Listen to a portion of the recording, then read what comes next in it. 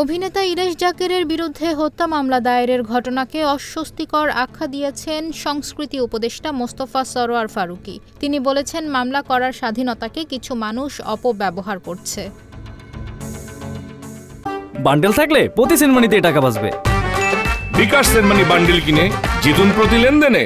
সোমবার সাংবাদিকদের সঙ্গে আলাপের সময় ফারুকী বলেন, ইরেশ জাকের জুলাই আন্দোলনের পক্ষে ছিলেন। তার বিরুদ্ধে যে মামলা হয়েছে তা সরকার করেনি। পুলিশ প্রকৃত ঘটনা তদন্ত করবে এবং সত্য উদ্ঘাটন করবে বলে তিনি বিশ্বাস করেন। তিনি আরও যোগ করেন, আমরা স্বাধীনতা পেয়েছি, মামলার স্বাধীনতাও আছে, তবে কেউ কেউ সেটার অপব্যবহার করছে। তিনি আশা করেন পুলিশ সঠিক তদন্তের মাধ্যমে সত্যের পক্ষে থাকবে।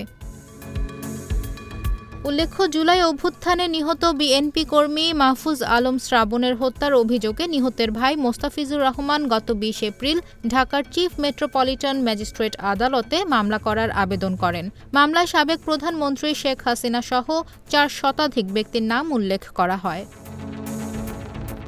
এদিকে মামলার ঘটনা প্রকাশ্যে আসে গতকাল। সেদিনই সরকারের তীব্র সমালোচনা করেন নির্মাতা আশফাক নিপুণ। মামলায় ইরেশকে যুক্ত করাকে হাস্যকর বলে মন্তব্য করেন জুলাই আন্দোলনে সক্রিয় ভূমিকা রাখা এ নির্মাতা। এছাড়াও ইরেশ জাকেরের বিরুদ্ধে মামলার খবর প্রকাশ্যে আসতেই ক্ষোভ প্রকাশ করেছেন অনুরাগী থেকে শুরু করে শোবিজ তারকারা।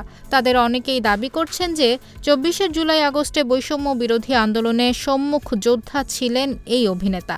প্রমাণ হিসেবে ইরেশ জাকেরের ফেসবুকের লাল রঙের ছবি শেয়ার করেছেন অনেকে। বৈষম্য বিরোধী আন্দোলনের পক্ষে থাকার পরও এ অভিনেতার বিরুদ্ধে হত্যা মামলা হওয়ায় হতাশা প্রকাশ করেন নেটিজেনরা।